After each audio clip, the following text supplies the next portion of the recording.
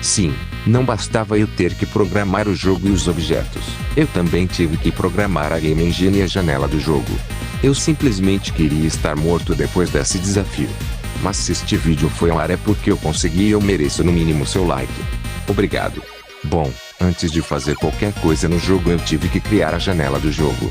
E eu fiz isso passando as funções JFrame para passar as funcionalidades de fechar a janela, incluir os sistemas dentro da janela e coisas assim.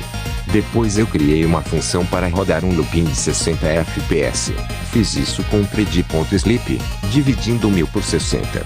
Depois eu criei a função para renderizar as imagens na janela com um render simples. Passei as funcionalidades de um GraphicsD. Depois eu criei as classes Player, Entidade, Inimigos, Gráficos e URLD. Dentro da classe Player eu criei variáveis que seriam para mim conseguir controlar a movimentação dele. Fiz depois na classe Game e passei os parâmetros para adicionar o Player na janela e dei uma instância em que Listener e Mouse Listener, para mim conseguir trabalhar com a verificação de quando eu clicar em uma tecla o Player mexer. Depois eu trabalhei na classe Entidades. Nela eu criei todo um método construtor para eu pegar a posição do objeto, o tamanho e a sprite. Fiz isso criando variáveis simples de x e y, e depois criei funções para mim conseguir instanciar essas coisas em outras classes. Depois na classe Inimigos eu dei um stand na classe Entidades. Fiz e criei um sistema onde verificava a posição do player e os inimigos perseguirem ele. Após isso, eu adicionei a classe Entidades no game, trabalhando com a arraylist simples. Por fim, na classe Gráficos eu passei uma Try Enquete, para pegar o buffer de imagem dos meus arquivos. Depois trabalhei em fazer as pixels arts do jogo, criando os sprites e o bitmap do jogo. E meus amigos, é agora que começa a dor de cabeça.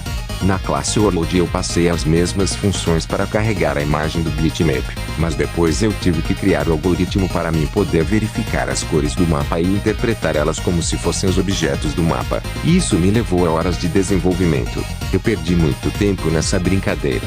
Esse sistema não é difícil, mas o complicado é a ordem que o código deve seguir, senão, podem acontecer muitos null-point exceptions ou podem acontecer bugs tenebrosos como esse daí. Mas por fim, eu consegui finalizar esse sistema, e depois de ter feito toda a Game Engine, eu comecei a programar a lógica das entidades, no caso a vida, a inteligência artificial dos inimigos e criei mais variações de tiles no mapa. Mas, sim, depois dessa dor de cabeça simulada em Java, eu consegui finalizar o clone, e esse é o resultado do projeto.